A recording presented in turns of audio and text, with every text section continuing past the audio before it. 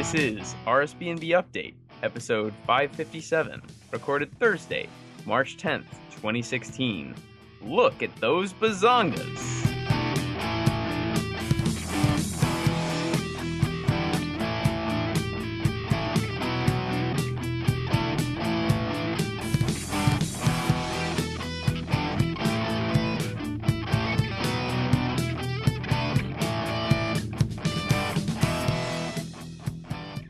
Hello everybody, and thank you for joining Mr. Colton and myself once again for RSBANDB Update. Hello everyone.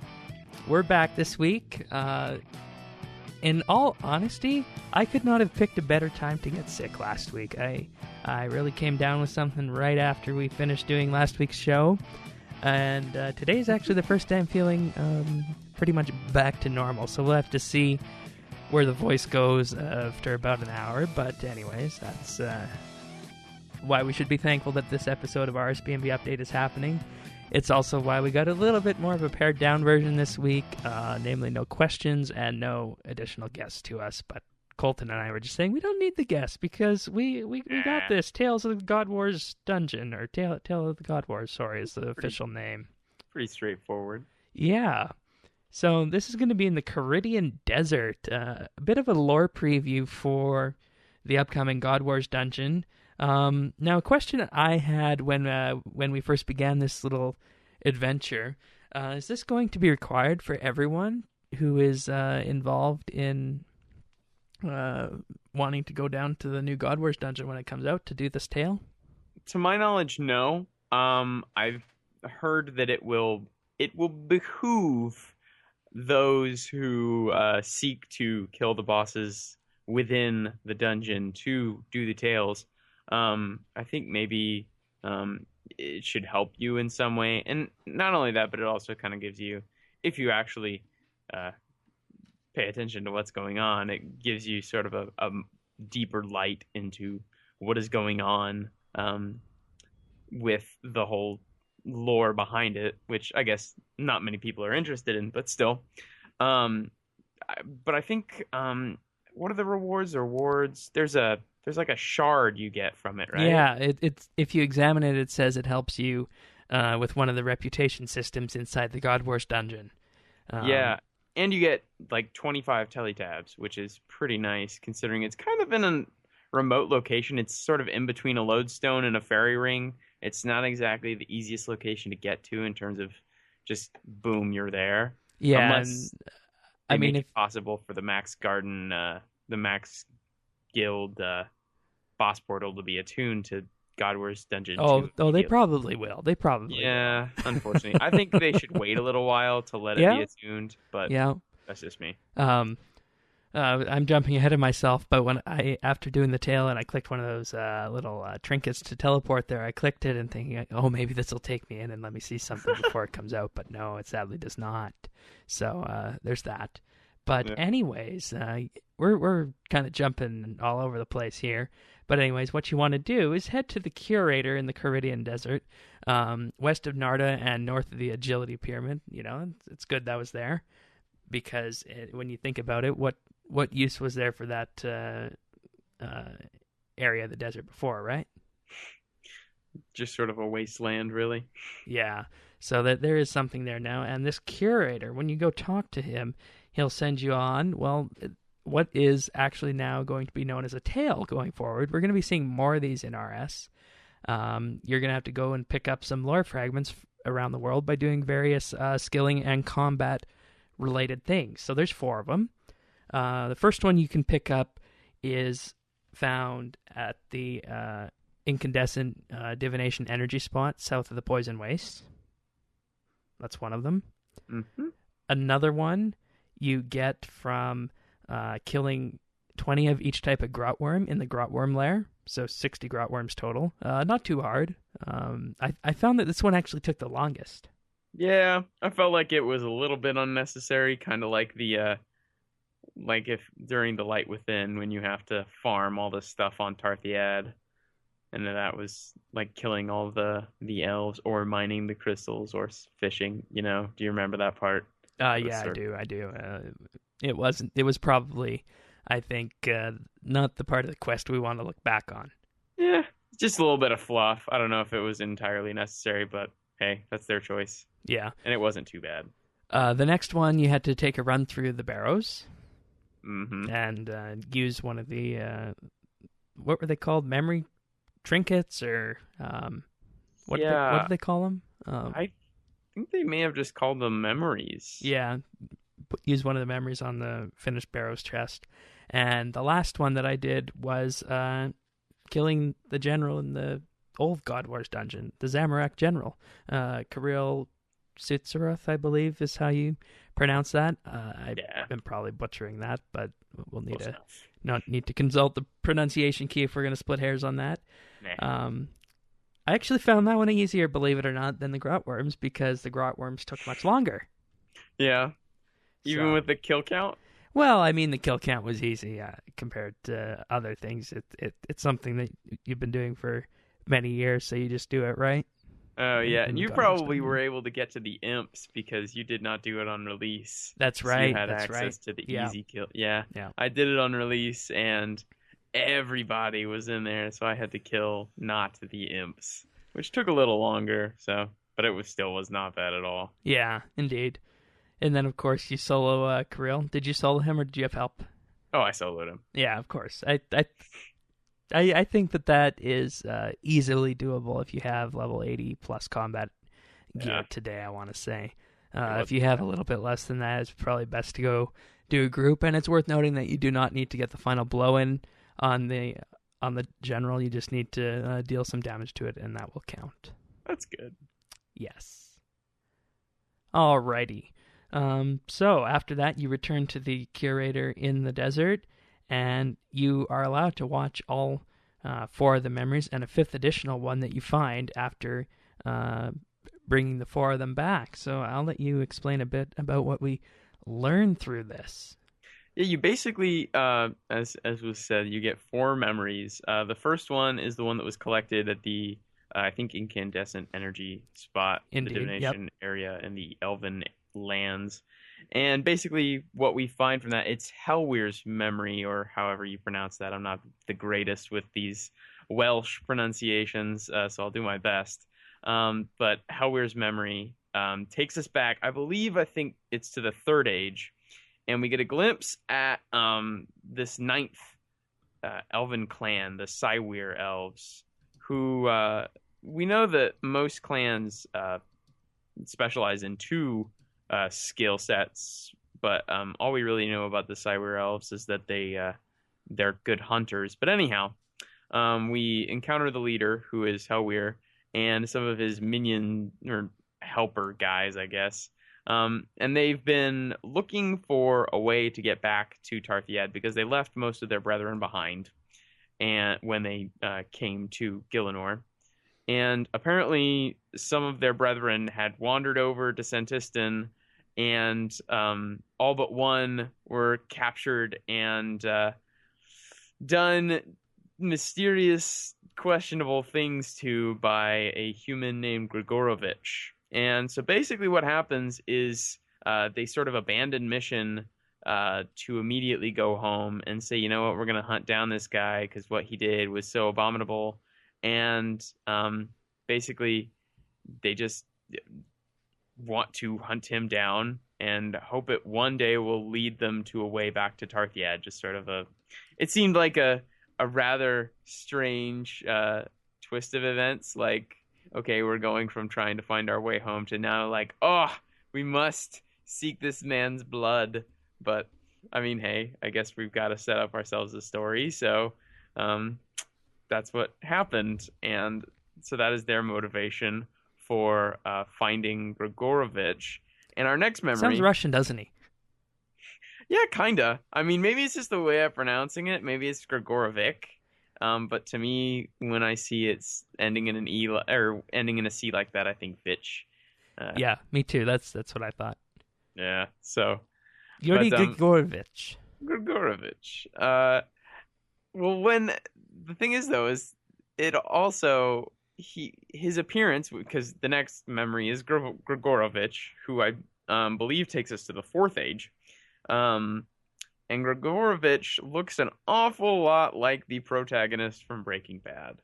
Really? I've never watched that show, so No? no. Okay, well, I've only seen a little bit of it, but he bears a striking resemblance. Apparently, it wasn't intended, has been said by the JMods, but make of that what you will, watchers and people who observe this memory. But anyhow, basically, Grigorovich's problem is he's been like super duper sick.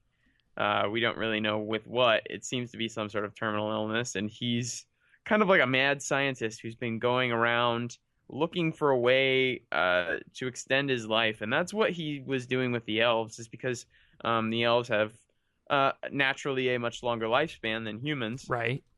And so he's been trying to extract that sort of life essence from them, and that's what he was doing with the Cywir elves that we encountered in the previous memory.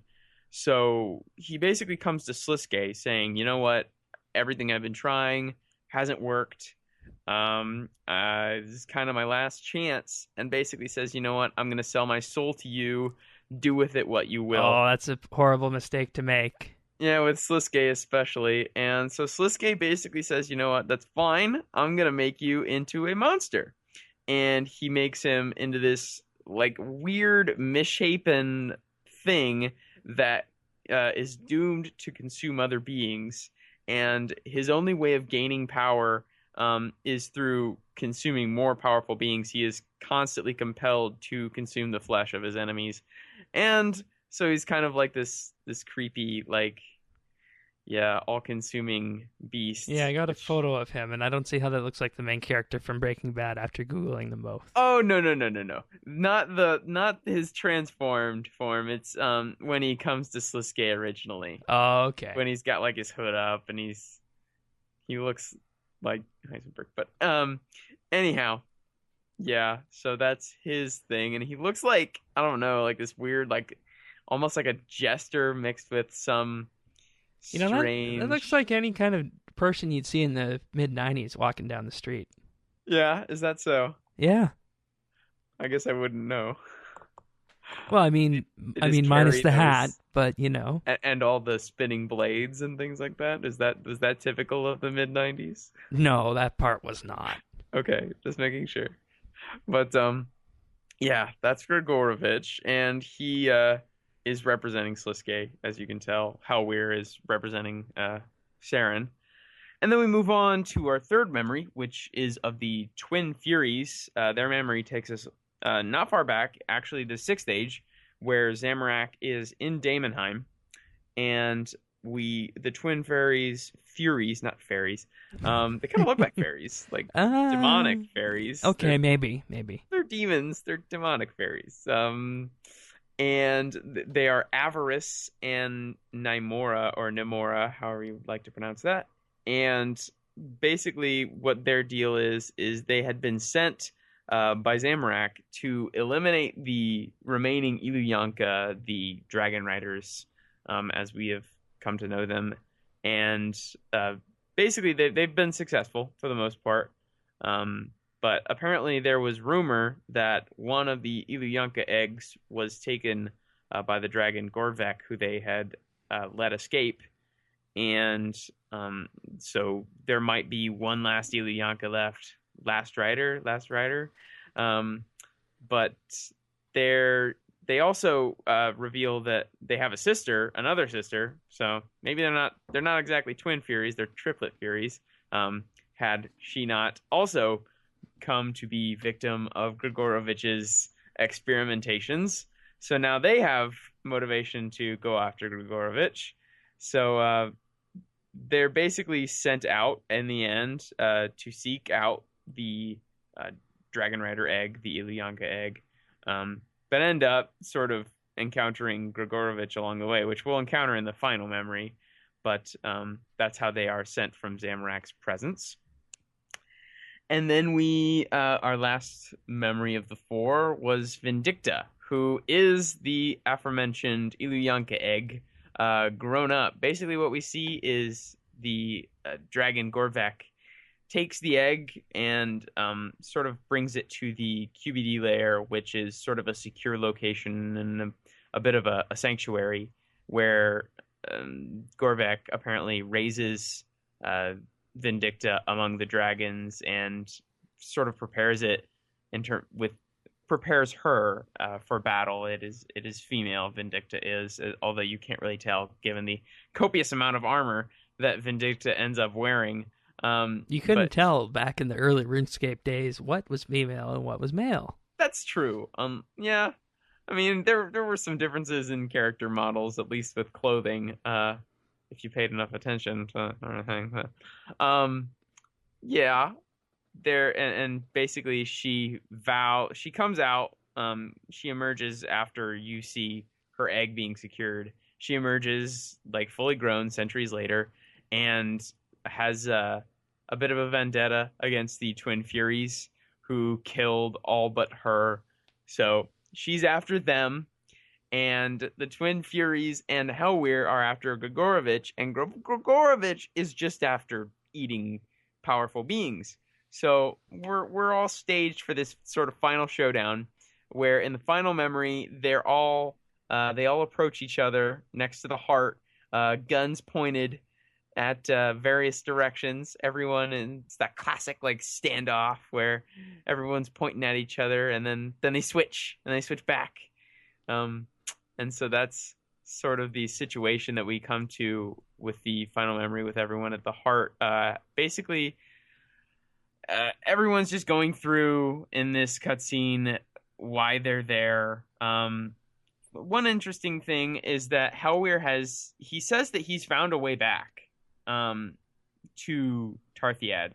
Unfortunately, I think once he finds his way back to Tarthiad, he'll find that those that they left behind have become those crystal shapeshifters and are no longer recognizable. So that's kind of sad. So, but I doubt he'll ever leave the dungeon, given that this will now be a permanent fixture, at least we think, of the game. Of course. I doubt he'll ever find a way back. The Twin Furies have been, it appears to be, they've been directly commanded by Zamorak to take the heart. So they actually, of all four of them, seem to have the most authority from the direct deity that they are representing.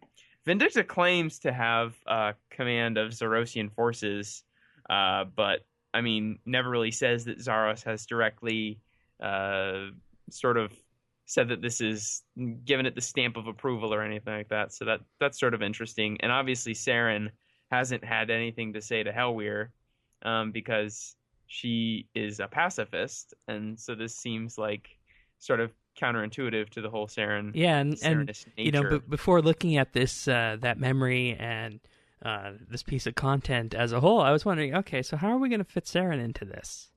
Yeah, it's basically just that these elves have gone rogue. You know, they're not really. I don't know if it'll be interesting to see if we get to talk to Saren while this is going on. If she will disavow what they're doing and say that what they're doing is wrong, and I don't recognize anything that they're doing for my name. I don't think it's a good thing. Or if she'll just sort of give it the blind eye, you know? Who knows? It'll be interesting to see. Yeah, and I think it would ultimately come down to a matter of escalation as to whether or not it's something that is, you know, going to have a massive role on the elves as a whole, because as I understand it, it's just the one clan that's going to be fighting, right? Yeah, that's what it appears to be. It appears just to be the Cywir elves. Yeah, so I mean, it kind of makes sense from that point of view, and it's been well established that Saren doesn't take any interest in battle or wars whatsoever. So as a result, it just makes sense that they had to bring in this one clan that wasn't previously mentioned in game, I think. I think they are. Okay. Aren't they the ones that are told to be on Tarthiad? They're the oh crud, what's her name? The one that you get the ancient elven ring, the wedding ring from, or you get the drop and then you show it to her. Basically, she's the head of that clan, I'm pretty sure. Okay. All right, well, that's fair then. Please, no one jump on me if I'm wrong about that because I didn't pay too much attention to that lore. I'm sure you're right. I'm sure you're right. Regardless, yeah, I think that's the only other clan, quote unquote, that was not included in the original canonical 8. So, All right. I'm interested to see the Zerosian forces that fight alongside a dragon rider. What will And those also, be? Like, yeah, I mean, I don't know. It'll be interesting because yeah, we see some interesting stuff in the normal God Wars dungeon, but this is a very different scenario. And I also mean, this, they could just bring in something that is maybe a little bit reminiscent of the life on Frenescape, perhaps, because if you think about the first God Wars dungeon, that was basically one of Armadyle's first large appearances in the game through the generals and the minions there, the Avian Seas. So those weren't in game before, so maybe they'll just do something like that for the Zerosian forces. the thing is that the only Zerosian forces from Frenescape are the Majorat, and we won't be fighting any Majorat, I can tell you that. I wouldn't be surprised if maybe we get some vampires or some different demons. Yeah, maybe. Because I mean, But Sammy, yeah. yeah, it would have to split though, because this would be a very important thing to determine what kind of demons would be Zaros aligned, which ones would be Zamorak aligned, because we haven't seen anything like that before. Yeah. It would also be interesting to see where if the vampires were to come into like this, like you mentioned, because let's not forget that the vampire quest line, that's still in the 5th Age. Yeah. The previous one, at least. So... And a lot of the vampires did go to the Zamorakian side when... yeah, that jumped at into least my the mind ones too. that were on Gielinor. So, but I don't know if he'll be bringing any of these forces from their original homeworlds, or you never know with Zaros. So, it'll be interesting to see. I'm excited to... I'm not excited for the lore drops. Well, I'm excited for the lore drops. I'm just not excited to grind for them. But Master Quest Point Cape be going away? yes. I fear. I mean, they haven't said explicitly that it will happen. I just assumed it was implied because it's a thing with all the other God Wars dungeon generals. So I thought that it would only... It's a precedent has been set. So I would just presume. But I don't know. I'd almost be a little disappointed if it doesn't, because... Yeah, this is pretty major from the way looking at it. I mean, Sliske having a role in this. The elves, which we didn't expect. Zamorak, of course, that signals a lot going forward. And then Zaros through Vindicta. Now, I mean, we've known for a while what this was going to be ultimately looking like. We knew Bandos wasn't going to be there because that's just a non-starter at this point. But lack of Saradomin forces? I don't know. Like, maybe they just couldn't find an excuse or didn't want to find an excuse. Yeah, because we're already up at 4 right now, right? So 4 factions. I'm not entirely they are sure why featured they heavily in the original ones, but I don't know. Maybe that just means Saradomin is going to be going down a peg in the near future on the Godhood tiers once again. Yeah, who knows? Because remember, Jagex does drive the content here, and that is indicative of where the game is going to go lore-wise inevitably. So focusing on these 4 is definitely a big thing. I think ever since Within the Light, we knew Saren and Zaros were going to be major forces going forward. And then, of course, Zamorak had a whole quest devoted to him and really explaining what he's about. So that makes sense right there. Yeah. And then, of course, the elves. Saren elves. You get the idea, same thing. So, yeah. I don't know. Very interesting indeed. And, of course, Sliske. So, final memory. Did we go over that? No, I don't think we did we? Yeah, I did. Basically, it's just the showdown where everybody's locked in a, no, I want to shoot you, but if I shoot you, that's why I we can't didn't spend too much guy. time on it then. Yeah, exactly. So what's going to come out of this? I don't know. I mean, ultimately, again, if it's a permanent feature of the game, it's going to be an eternal stalemate. So, I don't know if any of these gods will actually, um, unless they make it like a dynamic thing Like where it's a like a world certain, event? like almost world event-esque, where you can sort of vie for your faction. Um, and basically at the end of the world event, the thing stays, but the winner is the winner regardless. Yeah, They'll well, still be fighting, and you can still fight them, but I'd say that's about the only way you can go about doing this yeah, without. and I mean, we haven't heard anything to indicate that that is going to be happening, so I don't think it would be wise to go forward assuming that, but it would definitely have provided an interesting way of, framing this. Yeah. And maybe, we could have a world event that actually means something, but I'll save that digressing for past episodes. What do you Um, think will happen?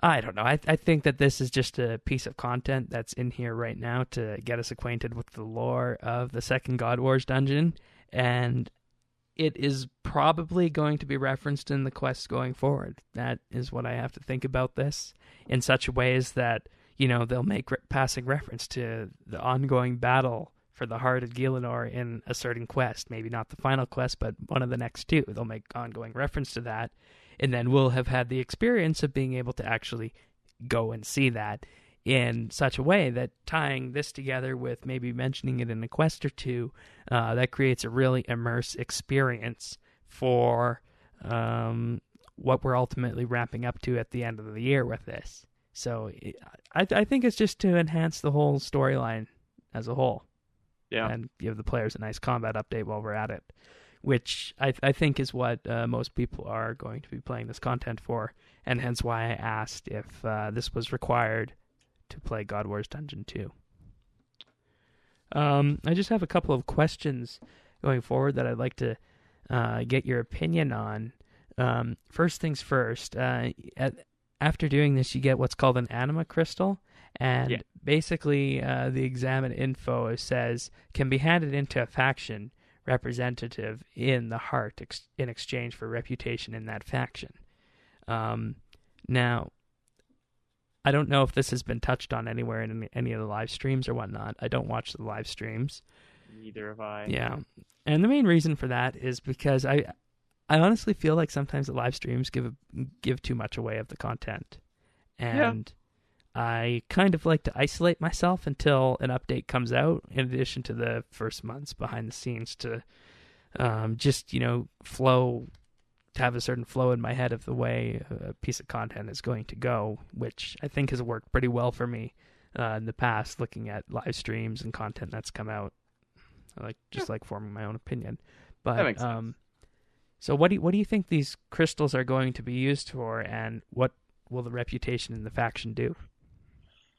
Gosh, there are a number of things. I mean, if it does turn out to be like this weird world event style thing, it could be sort of a boon, an initial like boost of points. Yeah, that's what I was thinking. That's why I mentioned that.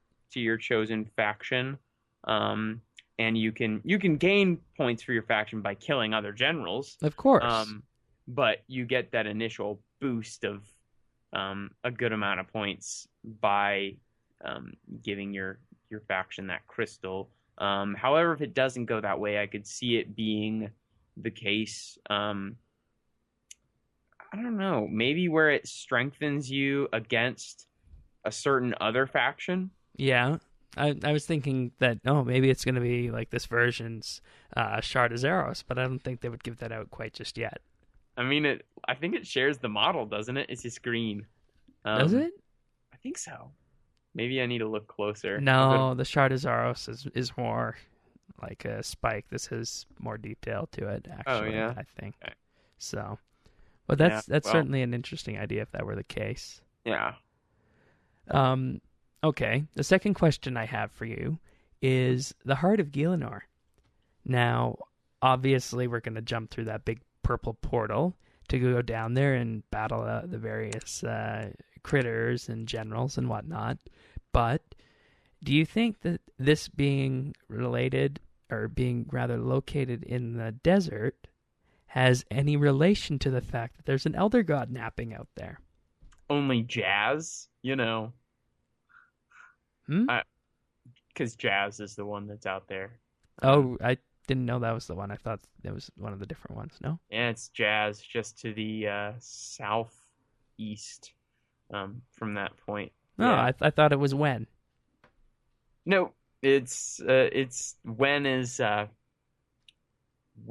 Ice Mountain Oh, okay. or White Wolf Mountain rather. All right. But yeah. So You think there could be any relation to that? I think Stone of Jazz, Heart of Gielinor, close to each other? Could the Heart of Gielinor be the Elder Halls? That's a real stretch, and I really doubt that we're uncovering the Elder Halls of Gielinor. No, they wouldn't put it in this kind of content, would they? Yeah, I don't think so. That should come with a Zaros quest or something like or that. Or a Elder God quest, but... Yeah, unless we get down there and, Zaros is there and he's already dealing with things. That may be... But just the fact they're linked together, I think there might be something going with that. I'm not sure what, but the locations are very close to each other, obviously. Yeah, they are. And, I mean, looking from just like a game design sort of perspective, to me, it's because they keep putting things in the desert because there's nothing in the desert. Yeah. And there's a lot of things everywhere else. And so they need to find a place where there's space to put things. And, that's probably what it comes down to, but I was just trying to look on the bright side and maybe extend a bit of lore into the reasoning behind it and an in-game experience. I like thinking of possibilities like that, and I think it would be nice if they tried to incorporate some of that kind of stuff, like that there's some sort of energy nearby and that they might be disturbing the Elder God by their activity that close, especially if it's deep down, causing a lot of, I don't know, anima movement. I don't know. Yeah, who knows? I don't know. And I have to say the most thing that I'm interested in with this coming update is any of the potential lore stuff with it. I could personally care less about the combat mechanics or what that'll do for combat in the game, whether this will be the next Araxor or the next Queen Black Dragon. I'm not too concerned about that, but I want to see where they go with lore in this and whether it's a stronger tie-in to Sliskay's arc, which I'm assuming it's going to be, or if there's also going to be a bit of pushing off to the Elder God series, as I mentioned, very close to Jazz. Yeah. So that's where I go with that. You also do get some XP from this, an XP lamp that you can use in any of the skills that were utilized throughout the tale, and that's Divination, Summoning, Strength, Slayer, and any of the other combat skills, of course, because you can use those for the various tasks, so that's there. Yeah, but that's the first tale in RuneScape, and I certainly hope they'll do more of these, because it's an interesting experience that's not a quest, but it provides what we like the most about questing, and that is going somewhere, numerous locations throughout the world, and uncovering some kind of artifact or lore trinket and then bringing it back to piece it together towards a biggest picture. And in the past, those were always my favorite kind of quests on RS, so I'm very happy with this update. Agreed. So, I think they did a good job. I mean, the way you found these locations was basically like Elite Clue, direction clue style, and which I love because obviously I've done I think 167 elite clue scrolls in the last couple months. Wow. So I'm enjoying that, and so it was familiar territory. Refreshing though, right? Shred. We're what? I said it was refreshing compared to quests that are just linear. Precisely. So yes, I enjoyed it. I mean, this could have fit into any of the recent quests, Dishonor Among Thieves, the Dragon Quest, the Dragon Rider Quest, the V Quest, the Elder God Quest. So, yeah, definitely keep doing these, Jagex. Very impressed with this. Most assuredly. All right, so the question is, how many more weeks do we have to wait for the big update to come out? I don't know. I guess 2. Okay, yeah, that would make sense. Alrighty, well, let's move on to some tweaks and fixes for the week. as mentioned last week, the Dwarven Instinct aura disappeared, but this week they brought some changes out to it to allow it to continue to function. If you previously had the aura, it is now workable again with these changes. The chance to receive a clue scroll from the chest has been lowered. How often did that happen? Getting clue scrolls? Yeah, from the chest of the Dwarven Instinct aura. I think before it was like 1 in 10 or something like that. Oh, okay. Yeah, it was somewhat. I mean, like if you didn't have any, you had a pretty good chance of getting one in the hour that you had it, because you get 7 tries if you're using your skills efficiently. Yeah, and I mean, it doesn't matter that much today about how hard it is to get a clue scroll, because if you really want a clue scroll, you get like 4 free every week from X and Y mini games. Aquarium. What are the other ones that you're thinking of? The Rag and Bone Man guy, the skeletal horror. Oh, but that's not always though. Yeah, it is. Really? It's every week, right? Yeah, you can do that every week, but he doesn't give a clue scroll every time.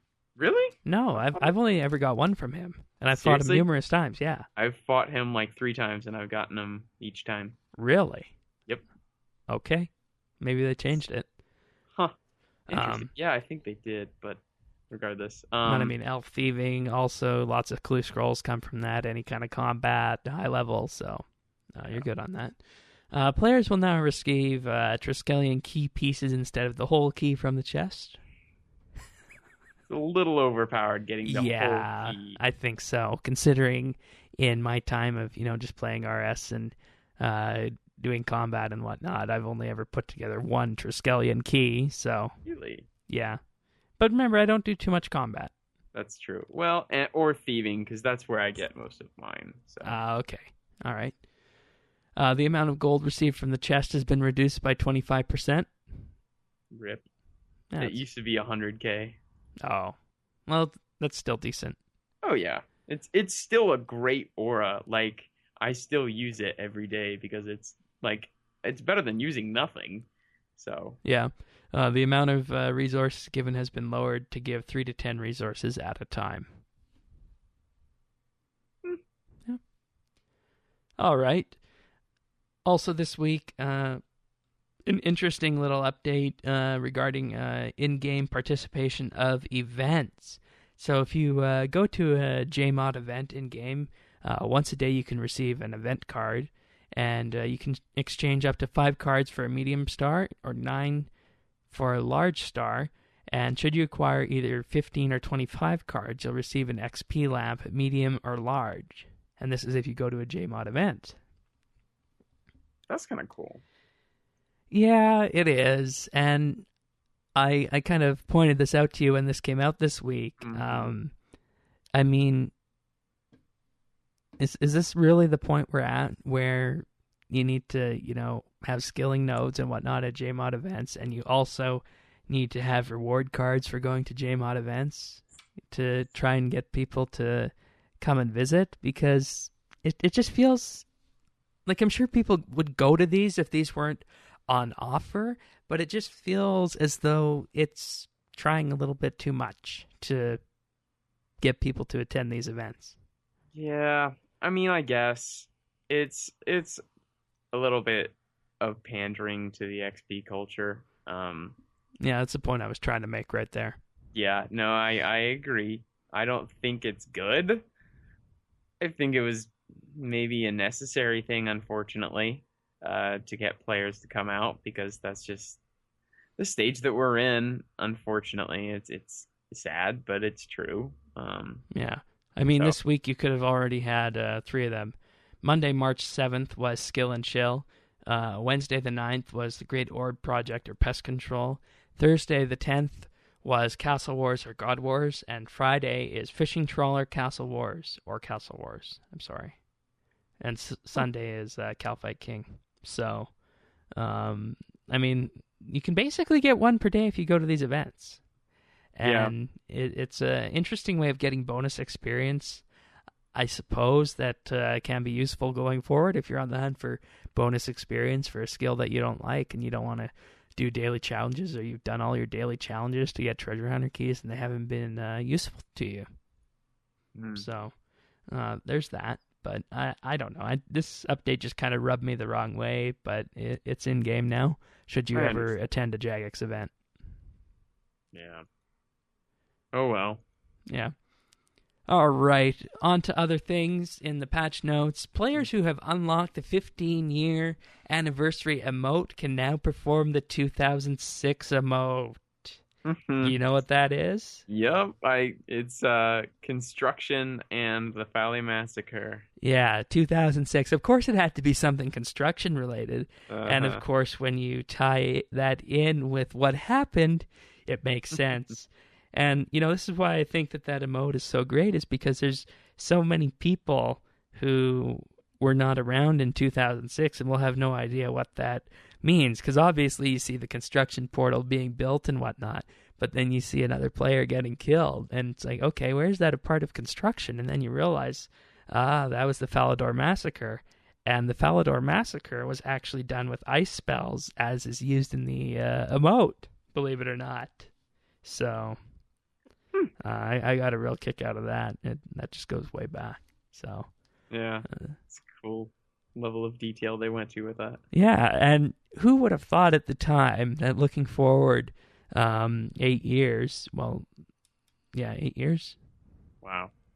is 10 2010 years. years. Wow, 10. Ooh, I can't math. But looking forward, who would have thought that the 2006 as a whole would be defined by construction and the Falador Massacre? Yeah. Well, I can see construction, but Falador Massacre, who would have known at the time? Were you around before construction came out and how everyone wanted various aspects of construction that were mentioned beforehand? I think I came in I think 4 days after the fateful event of 666. I need to talk to Hans, but I think I'm between the 10th and 15th of June 2006 is when I began. So I missed it, unfortunately. Okay. Well, Or fortunately, depending on how you see it. yeah. I mean, I think it happened in the middle of the night our time, and it was early in the day UK time, so wouldn't have Eh, affected me either. But looking back on it, construction was a skill that was initially promised in RS Classic by the name of carpentry, which I'm sure mm. most people know. You could sit And on chairs. yeah, exactly. That is what construction was hinted at in the behind the scenes. You could sit on chairs and clockwork cats. Uh-huh. And that was the construction update that nobody knew was coming.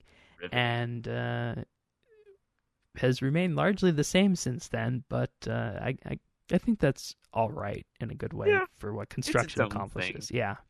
So It could use an update, but it would take a lot of manpower to make yeah, it. and I mean I think there's bigger things to focus on, Oh yeah, like mining and smithing. mining and smithing. You took the words right out of my mouth there. Yep. So alrighty. Also, this week in the patch notes, Arav in the palace in the quest, Defender of Iraq, had lost his head. He has now reclaimed it. Good. Glad. That's good. Gobies now occasionally fall over, not officially. This is great. I like this one. Why? Just adds to their like bumbling silliness. I think it's funny. Yeah, a little childish one, right? Kind Yeah. of. So Like it didn't even need to happen. No one was crying for it to come. No one needed it. It's just kind of here we added this fun little detail. yeah. I like it. The Phoenix necklace now has a cooldown of 1 minute instead of 30 seconds. Nerf. Yeah. But I mean, they destroy themselves when it happens, so. They're nice though. They're fairly handy. You can carry multiple of them, and I mean I used them a lot for Araxor when that first started, and I remember taking like 3 Phoenix necklaces at the beginning just to like switch out once one of mine would degrade, and then just keep. I'd end up with like no Phoenix necklaces, so that can hurt people with that switching the cooldown, but I think it was the right move because it was pretty giving with only a 30-second cooldown. Yeah, and I mean, if you're using it on a quest boss or something like that, or a boss you're having trouble with, then that can definitely provide a nice cushion. So that was probably needed. Growler no longer causes players to retaliate when already in combat with another enemy. Excellent. It's always so annoying when that happens, when you are in combat with something and you start running somewhere else. So I'm happy about that. Yeah. The drop chances of the unique weapon components have been drastically improved for the Wildy Worm. Good. Good indeed. Very good indeed. Because, let's face it, who fights the Wildy Worm, and who, as a result of fighting the Wildy Worm, is populating the market with the add-ons for the Whip and the Staff of Light to make them level 85 weapons? People aren't. No one, yeah. Because we already have good level 85 weapons from ports. So this was a needed update. And, even if it does make it, almost interchangeable with the ports weapons, I think this is a good thing to have, because not everyone has all the level 90 skills or the time to level up player-owned ports. And as a result, you can just pay a little bit and get a weapon rather than, waiting for it to come through ports. So I'm happy about that. Agreed. Clicking on a locked title in the titles interface once again gives a message in the chat box detailing how to unlock it. I was wondering where that went. Because, it existed at one point and then disappeared. So, yeah. Good. The following NPCs have had their combat stats rebalanced. Water fiends, ganodermic runts, fungal rodents, griffopines, griffolaroos, zogres and skogres, slash and bash, huge spider, player-owned house, guards, falador, and bow crossbow variants, death spawn, tormented demons, giant bats, horned groks, saber-toothed kayaks, spined larupias, the hunter creatures. Wow. Very broad sweeping update. Yeah, and I mean, when you look at that, I mean, the water fiends, that makes sense because they're camped for their charms.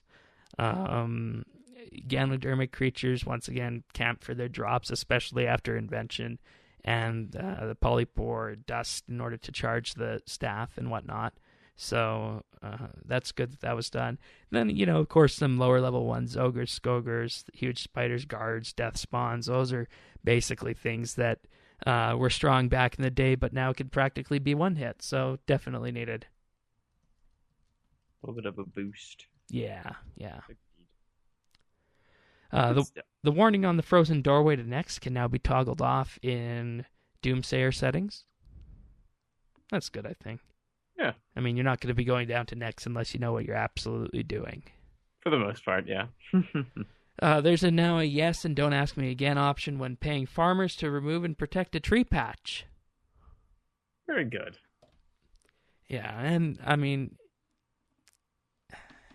the only thing I have to say to people here is that if you're going to be accepting this option here, then don't do it on an elder tree, and don't automatically remove that tree if you don't have an elder seed, in case you're using it for logs, because it is pretty close to the banking chest there if you do want to use it as something to chop wood from. So, yeah, just make sure that you keep that in mind, because elder seeds and whatnot are something that take a long time to grow back compared to all the other trees. Very true. Players are now offered a free teleport within the rune span to a yellow wizard if he teleports away, as the player teleports to him with the Infinity Ethereal outfit. Yet another benefit to one of their treasure hunter outfits. Great. Yeah, well, I mean, I don't think that one was that common, was it? What? The rune ethereal outfit? It's extremely rare. That's the thing. It's like, this would have been a nice benefit, because the amount of times when I was going for 99 rune crafting that I would like literally be teleporting, like hopping to the island or about to click on the yellow wizard and he teleports away. It's like, I mean, probably 5 to 10 times, which is not very many, but it's frustrating. So that would have been a nice thing to have for people in general, but I guess the outfit gets they got it now. Yeah, if they have the extremely hard to get overpowered outfit that's now basically impossible to get, unless Vic the Trader's around and you buy a lot of bonus XP. I don't know. But that's just me. That's just the way the ball bounces, unfortunately, with Treasure Hunter. So, I know. Let's talk about something that's not overpowered then this week's, or rather, do you have anything else in the patch notes that I might have missed? One thing I looked at, and maybe it's just me. It says players can now store and reclaim the following books from a player-owned house bookshelf once they have read them: the Ancient Tarthian Journal, the Weathered Tarthian Journal, and the Dusty Tarthian Journal. I got all three. They're not actually requirements for Questmaster Cape. They're looking at adding them. They were just something that were looked over because this content was released during the development of the Questmaster Cape. But I have them in my bank, and I noticed that unlike most other books, I could not put them in the bookshelf. So for a long time, I've just kept them in the bank. They take up 3 bank spots. I mean, it's a pain, but whatever. So I've left them there. But I took them out this week, like, oh, yes, I can free up 3 bank spaces. And I took them over to my house, used them on the bookshelf, and it said that I couldn't. Like, there's not room for them. So, and I even tried, like, I was like, wait a minute, do I not have the highest, like, level of shelves? Yeah, that shouldn't matter. Yeah, and I built them again, and again, did not let me store them. So maybe it's because I haven't clicked on them since the update. I haven't read them since the update. Maybe I should try that because it says if you've read them. Because when you read a book, it adds it to that, bookshelf. That's not necessarily a bookshelf, just the amount of books that you can reclaim, and then the bookshelf acts as a front for that. So see, I read them before they were added. They were able to be added, so. But the thing is, I actually remember putting things on the shelf, so you should actually be able to do that. So I'd report that as a bug. Yeah, I'll try it again in a bit, but that's weird. All right. Anyhow. That it? Yep, that is it. All I have from the patch notes. All right. And also the ancient outfits this week on Solomon's store to go with God Wars Dungeon 2 release. I think I kind of like the way these look. What do you think? I think they look really freaking weird. Really? I do. At least okay, come on. And I'm sorry to be the one to say this, but could they have not made the female, like, exhibiting so much of her wares in this photo? Is that really necessary? No, it's not. And I was just like, good. Put on some clothes, lady. And this is what I've been saying for RuneScape stuff for quite some time. Well, I don't think at least in game. Oh, there's some stuff in game that's bad, but this is like art, like almost concept art for it, and it's like it's even more explicit at least in my view. It just and I'm not trying to be real prudish here because it's a game and whatever, and people can do whatever they want, but it's in my face and it's on the login screen and I've just seen it all week and I'm just like, okay, this lady's I didn't notice that until you mentioned it. That's where my mind went first. I'll be real honest, but yeah, regardless, that's a thing. It does let me add them now. Hooray! Oh, good. And I'm just wishing that, well, not wishing necessarily, but you remember I'm not sure if people are aware of this, but there was a title that Reed wanted to use last year, and he never got his chance. Something about, look at those Bazongas or something like that. Yeah, there you go. That means we have to use that title this week, right? Because then I can tell Reed that I succeeded where he failed. Oh, I'm actually in conversation with him right now, and I showed him the image, and he insisted that we have to do that. That's great. I love it. It's up to you, dear leader. We'll talk about that in the post show. Exactly. But all right. Moving swiftly on. And this is actually an outfit I think I could see myself purchasing if it had a color change option. Though it probably does, right? Yeah, I mean most Solomon's General Store stuff does. All right. I'll look into how much that costs, and maybe I can use the rest of my 2013 rune coins up. Yeah. You still have those? Yep, yep. I got Nice. 1,500, and I think I have around 450 left. You've been collecting interest on them, of course, right? I wish. I Solomon wish. offers interest. I wish I was. All right. Well, moving on from that, we do have a treasure hunter update this week, and that is the Nimble and Fletcher outfits. Hmm. So the Nimble is, of course, for agility. Fletcher has a kind of a boring title compared to the agility one. You can basically collect feathers while skilling in either agility or fletching, or, of course, find them on Treasure Hunter. Then once you have enough, you bring them to the drill sergeant in Burthorpe or Allison in Taverley, and you'll be able to trade these feathers in for outfit pieces or lamps. Each outfit piece requires 500 feathers, and each time you obtain one, you'll get the XP equivalent to a large lamp in that related skill.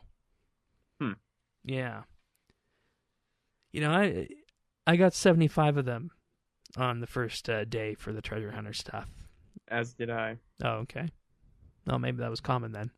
But, I wasn't initially thinking of going for them.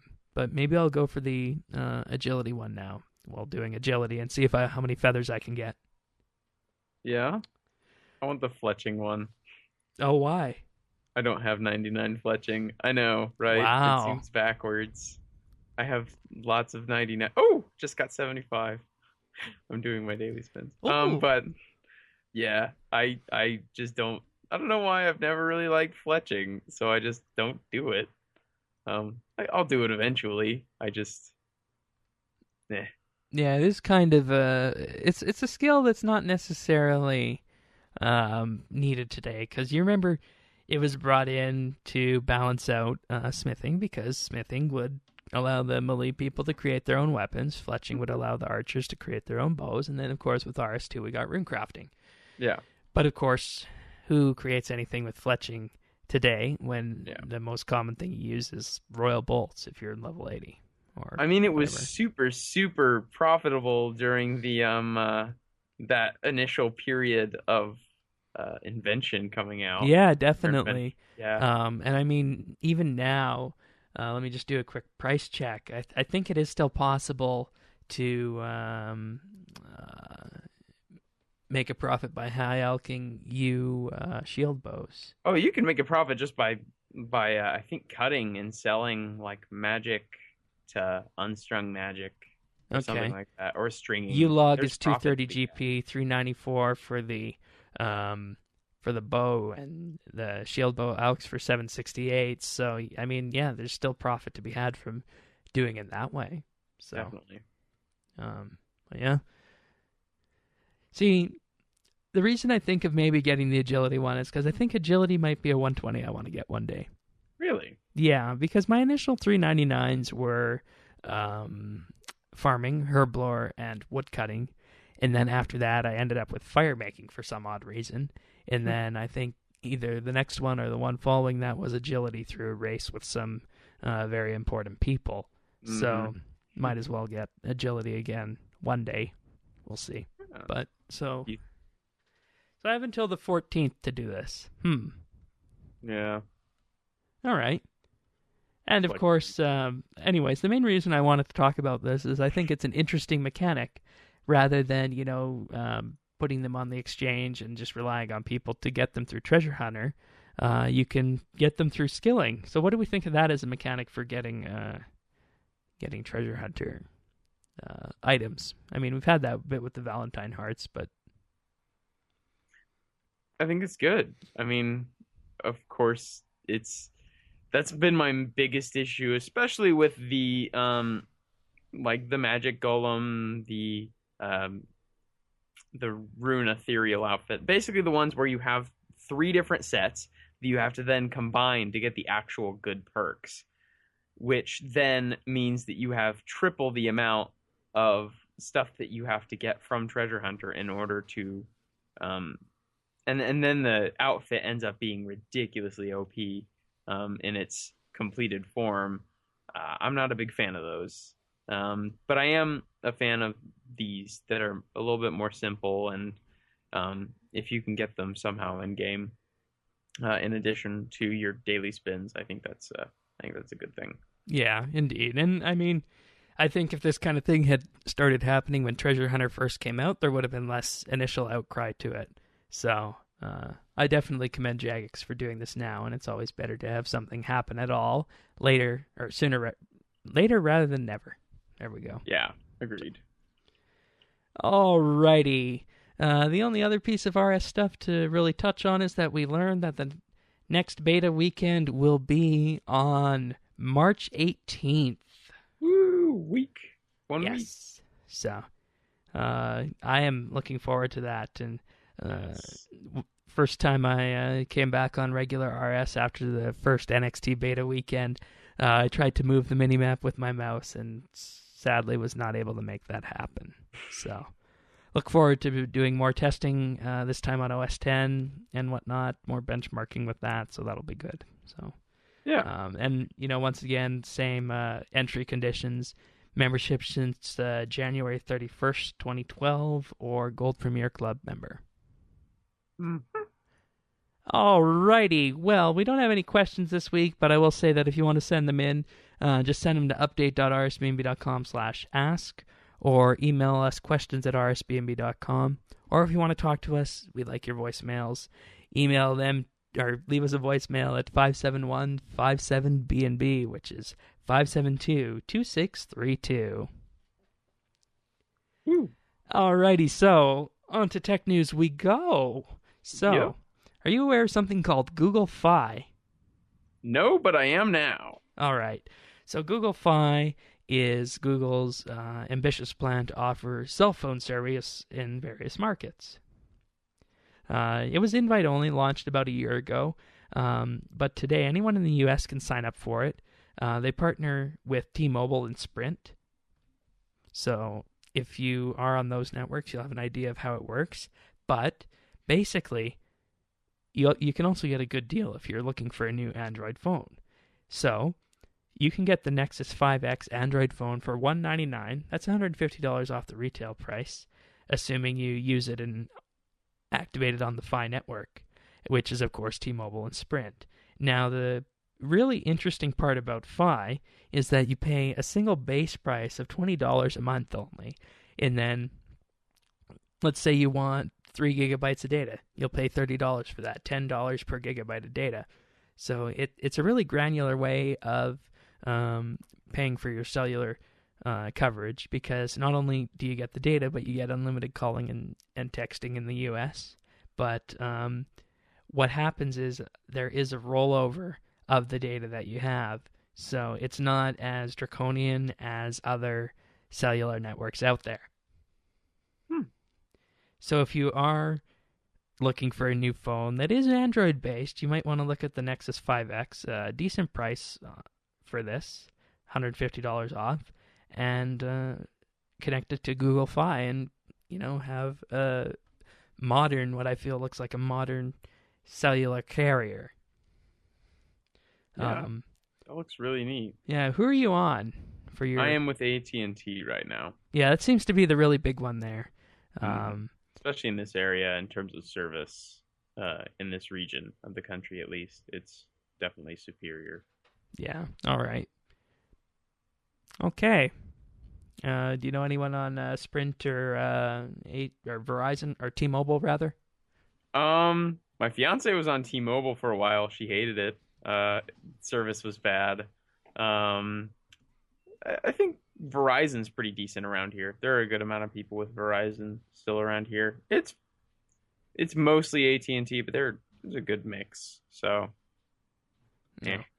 Yeah, I'm just trying to access the Fi Google website, but it tries to get me to sign in. But of course, that's not a possibility because I do not have an American number, so I have to basically go to a window that doesn't have a Google number. But basically, yeah, this is the way it works: $20 for the basics, $10 for data, no contract, and you don't pay for unused data. They say it's hard to predict your data usage when it changes month to month. 1 month you're streaming live sports, the next you're just checking email. At the end of that month, you'll get your unused data credited to you in dollars and cents, so you only pay for what you use. That's nice. So that is what Google Fi is all about. And it really says something about what Google feels internet access should be like, which I commend them for. Yeah. So, if it were with AT&T, I really think I would go with this. yeah, and I think the reason it's not with AT&T is because I think Google prefers the network that T-Mobile and Sprint have. I think it's a different kind of network. So it definitely is. Yeah. And I don't blame them. It seems like something that fits better with them, but it's just like, I would like, this is really attractive. I mean, yeah, this would be a great thing to have in Canada, to have Google come in upend the mobile landscape, because here it's even worse, more criminal than it is in the U.S., believe it or not. Really? Yeah. Huh. If you don't have a texting plan, it costs you 40 cents to send a text message. Oh, I remember that kind of stuff. Yeah, so there's that. And though thankfully with most plans this day and age you have unlimited local calling, and some even have unlimited national calling too, which I was surprised is actually standard in the U.S. Yeah, it definitely is. Like, calling is like it's like breathing. It's sort of a right. If you're denied the ability to call, then something's wrong.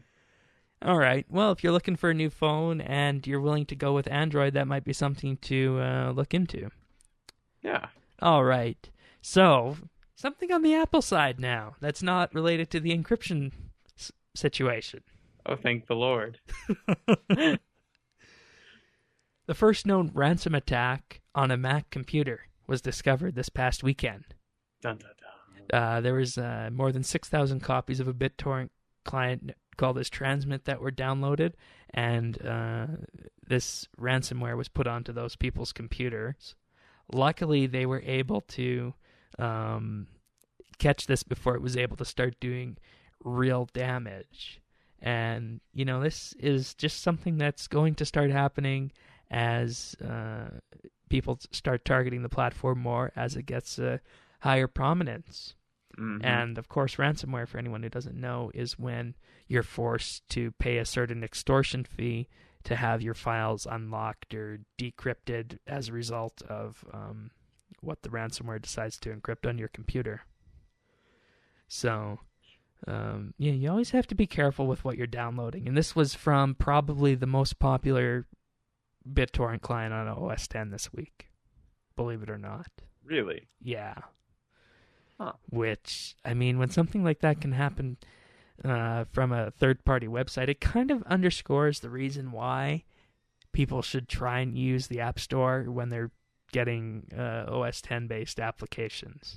Yeah. But, I mean, it's just something that's inevitably going to happen. Mm-hmm. And if this thing were to become widespread, Apple actually does have a mechanism where they can ship out an update to a Mac computer that will render that piece of malware unusable just because of how the operating system is written. So that's only been done once or twice before, but it would be able to happen should something go wrong with this. Sort of a doomsday button. Yes. But of course, the big thing to take away from this is that all platforms are able to be attacked, and you just really need to be careful with what you're downloading on the internet. So I would highly recommend that everyone who uses a Mac just focus on getting applications from the Mac App Store. Since those are guaranteed to be safe. I don't want to say 100% of the time, but close to 100% of the time. Yep. Practice safe internet, everyone. Exactly. And, I mean, you mentioned safe internet, and that's the number one thing you can do online. That means, don't open strange attachments that you might get in an email. Don't open emails if you don't know who it's from. Don't click on links in those email addresses. Don't go to websites that have tons of ads on them. Don't use pirated software. That Nigerian prince does not need your help. Exactly. Use a browser that has the ability to control things, which most of them do. Even Edge on Windows 10 is good. But if you're on an older version of Windows 10, definitely get Chrome or Firefox, preferably Chrome. Yeah. And I mean, we just had a little example of safe interneting here. While doing the show, my Safari web browser decided it wanted to try and update Flash, which, I mean, yes, that's okay, but why can't Apple update its own version of Flash just like Google does with Chrome? I think we're at a point where we can do that. Because the less you get people to download, the safer their systems will be. And that's why platforms like iOS and mobile tablets in general are just a very attractive platform for people who want a low-fuss computing experience. Mm-hmm. So, I know not many of you are Mac users out there, but I just wanted to highlight this for the entire audience to just practice safe internet practices. Mm-hmm. Alrighty, and our last piece of tech news relates to the founder of email who has passed away. Rest in peace. On March 5th, Ray Tomlinson, he basically created the first email system and basically decided that, yes, you're going to have an @ symbol in the email address, and that's going to determine what server it's going to. So the first email was created, I want to say, in the 70s at some point, and ever since then, it has just become the main form of communication that we do online, believe it or not. Yeah.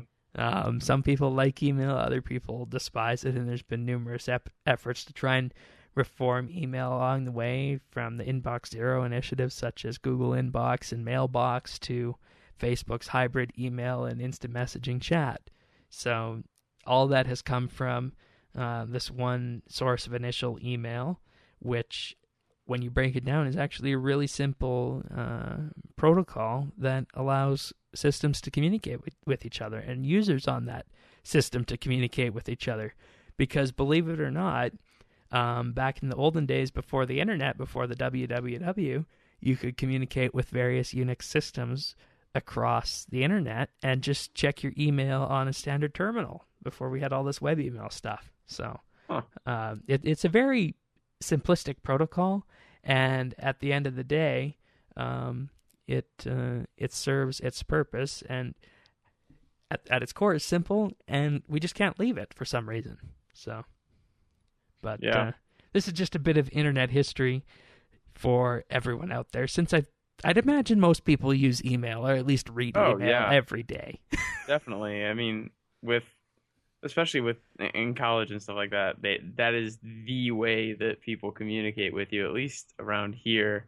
And I don't know, like I grew up with email, and so not having email, that it's just, where would we be without that kind of technology? That was a huge step forward.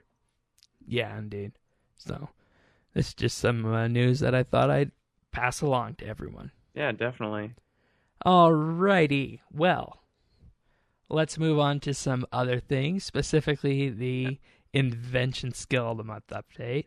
We knew this was going to be an interesting one going in, and we've had, not too much of an interest in this. I hate to point the finger like immediately, but I think it's because of the ridiculous amount of delay and I haven't said anything, but I'm a little bit frustrated with the fact that there's still nothing for skilling. Yeah, definitely. I think that's the biggest thing, is that people are just absolutely burnt out with combat. I mean, you go the entire month, if you're wanting to train it at all, to get any decent level. And I don't know. I just, at this point, that's why I entered the skill of the month, because I thought that I would be able to do, rely on skilling for most of the XP. But apparently that's not the case. So that's a little frustrating. Really hoping that comes out next week. Not right now, so we will need it. Yeah, exactly. So, regardless. Anyhow, continue. Parnassia is in first place with 7.5 million experience gained. In a distant second is Devo with 1.7. And in third place is JamAndy52 with 1.5. And then in fourth place, Tim has returned. He has 1.2 million XP gained. Yeah, I've seen him around, so we're glad to have you back, Tim. Yes, everyone is wondering where Tim went, and Could have dropped off the face of the earth for a while. yeah, but I mean, it's certainly going to be interesting to see what we could do in the rest of this month here with Invention, given how fast Invention was leveled. At this point, it's anyone's game. I'd even say it's your game if you really wanted to put your nose to it. Oh yeah, yeah. I think anyone could do it. I mean, it's a skill. Obviously, we saw how fast people were able to get to 200 mil. Shakes head. But yeah, I think it really could belong to anyone. It's just a matter of time and effort. Mm-hmm. All right. Well, speaking of that, you have 122 XP gain. It's more than nothing, all right?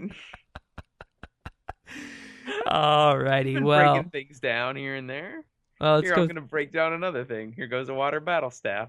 Oh, God. Oof, 9 XP, baby. That XP drop. Oof. Well, let's go for some achievements of the week then. I'll handle these this week since it's nice and short. Pernasius got 99 Invention on the 8th. Congratulations. Also, Jesse Pinkman, a.k.a. Flash, 120 Divination on March 6th. And Tim got 99 Runecrafting on March 4th. Yay! So there's Tim once again starting up his achievements and making progress on RS.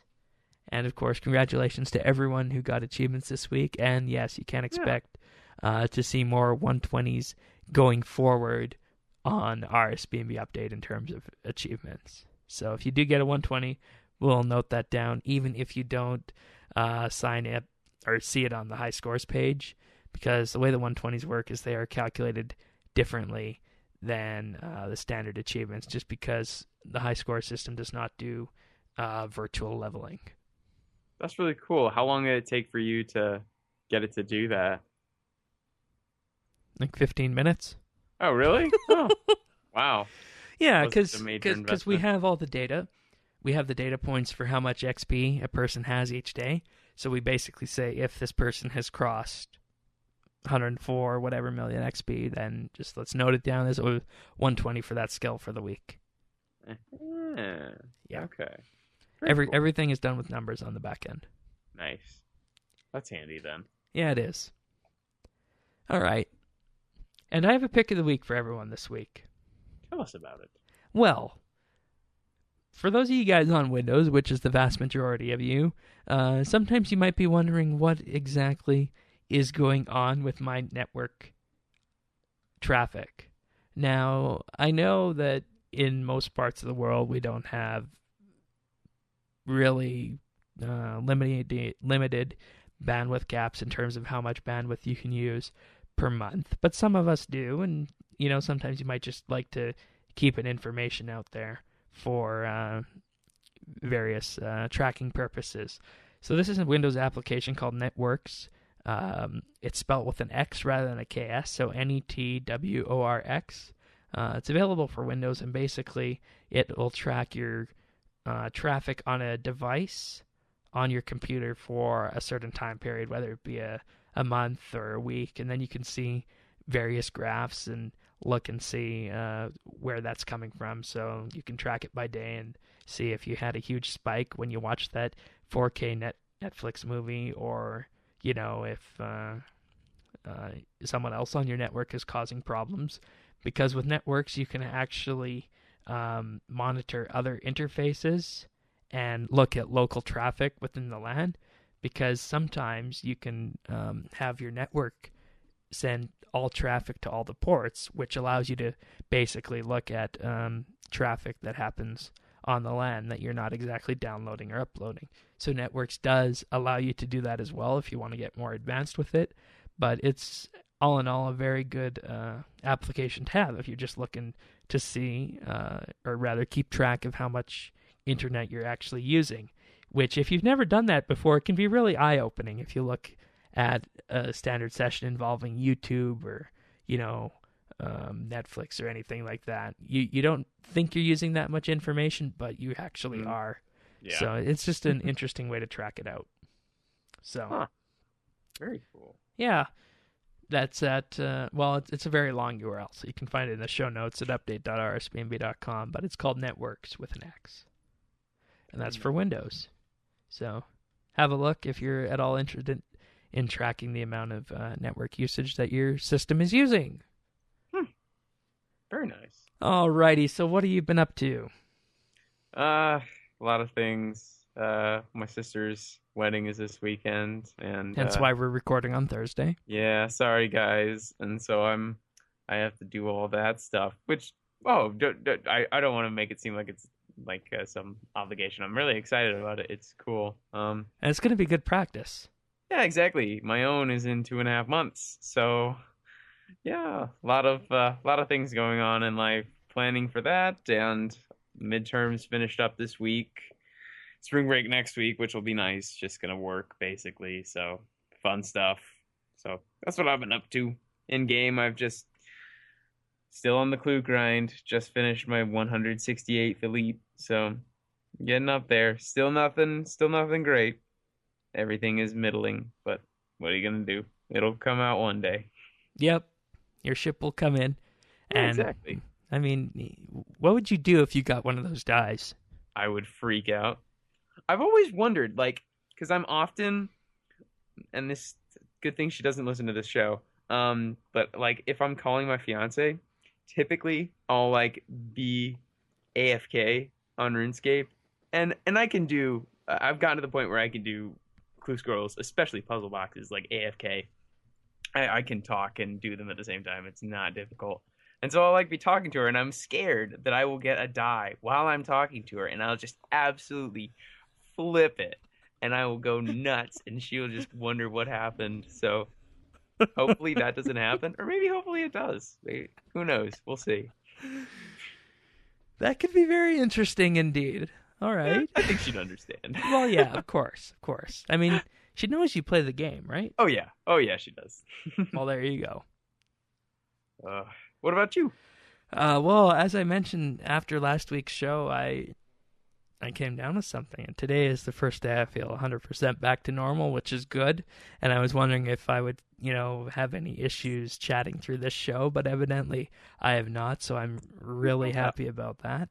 But also this week on RS, just same thing you've been doing, waiting for that update to come.